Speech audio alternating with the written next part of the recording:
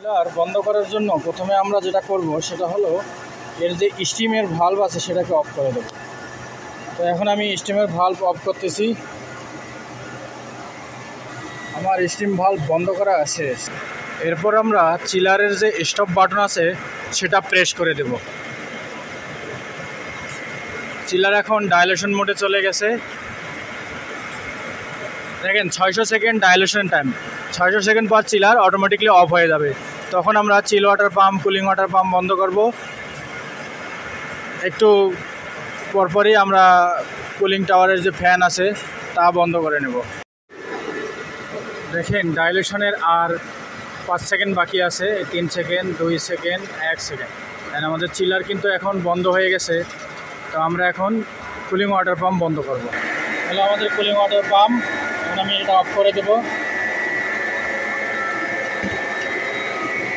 Of করার পর গ্যালনগুলো check দিতে হবে পানি লিক করে কিনা।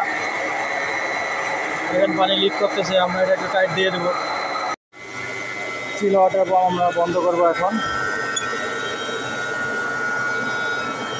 এম্পিয়ার ডাউন হচ্ছে। চিল ওয়াটার পাম্প বন্ধ করলাম। গ্যালন চেক দেব। কুলিং টাওয়ারের সকল ফ্যান আমি বন্ধ করে নেব।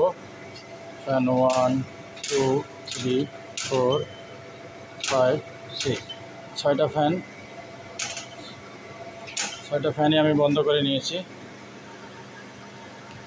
এটা হলো আমাদের চিলার এখন বন্ধ অবস্থায় আছে। দেখেন একটা জিনিস মাথায় রাখতে হবে যে চিলার বন্ধ করার পর যে সকল লাইনের যে ভালভ আছে, chill water line, cooling water line, এগুলোর যে ভালভ আছে এই ভালভগুলো প্রয়োজন অনুসারে আপনারা বন্ধ করে নেবেন বা খোলা রাখবেন।